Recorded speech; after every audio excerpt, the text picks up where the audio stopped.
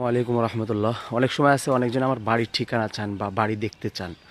আমাদের বাড়ির এরিয়াটা দেখাই দেবো। এই যে হচ্ছে আমাদের মেইন রোড, মেইন রোডের সাথে মিশিয়ে আমাদের বাড়ি। এটা হচ্ছে আমাদের মার্কেট, ঠিক আছে। আর এইটা উজুই পর্যন্ত আমাদের জায়গা।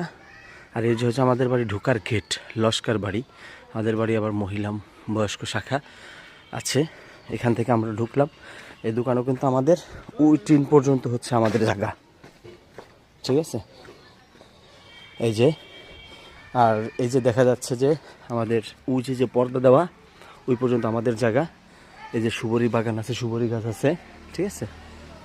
আর এটা হচ্ছে আমাদের বাহিরের যদি কোনো পথিক আসে তাদের জন্য বাথরুমের ব্যবস্থা। আর এটা হচ্ছে আমরা ভাড়া দিয়েছি ঘর, এটা ঘর উঠানো আমাদের, আমরা ভাড়া দিয়েছি। আর এই যে হচ্ছে আমাদের বাড়ি ঢোকার রাস্তা, ঠিক আছে। আমাদের দুই পাশে জায়গা আছে, এর মাঝখানে হচ্ছে আমাদের ঘর। আর এই যে যেটা দেখতে পাচ্ছেন এটা হচ্ছে আমি থাকি আর কি। আর এটা হচ্ছে আমাদের কল। আর এটা হচ্ছে আমাদের বড় ঘর। তারপর আমি যাচ্ছি। এই যে এটা হচ্ছে আমাদের মাদ্রাসা, অর্থাৎ বয়স্ক শাখা যেটা, তারা পড়ালেখা করে এটা, ঠিক আছে। আর এই সাইডে এটা হচ্ছে আমাদের বড় ঘর, মানে আমার বাপের পুরনো ঘর এটা।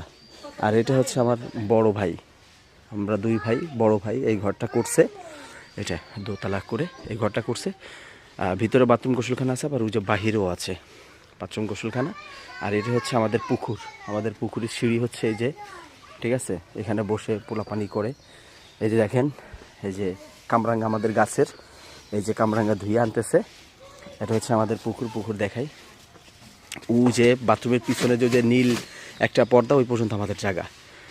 এই যে হচ্ছে আমাদের পুকুরের চারিপাশ দিয়ে নেট দেওয়া আছে, কারণ অনেক সময় মাছ পানি বের হলে মাছ বের হয়ে যায়। আর আমাদের জায়গা হচ্ছে ওই যে মোটা যে গাছের ওই পাশে আর একটু আরও 4-5 হাত, ঠিক আছে।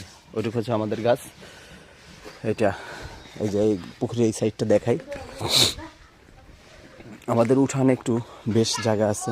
এই যে এই জায়গা অবশ্যই অনেক সময় রোদ পোহায় বা ই করে, ঠিক আছে। আর এটা হচ্ছে আমাদের বাড়ির সিনারি, এই যে। আর এই যে পুকুর, মানে একেবারে নিজেদের করে নিজেদের পরিবেশের মতন, ঠিক আছে। এই যে হচ্ছে আমার রাজকন্যা, পাগল, ঠিক আছে। যাই হোক, যারা দেখতে চেয়েছিলেন সব কিছু কিন্তু বাড়ির ভিতরে দেখাইতে পারি নাই। কেমন লেগেছে আমাদের বাড়ির পরিবেশটা, আমাদের বাড়িটা, অবশ্যই কমেন্ট করে জানাবেন ইনশাল্লাহ।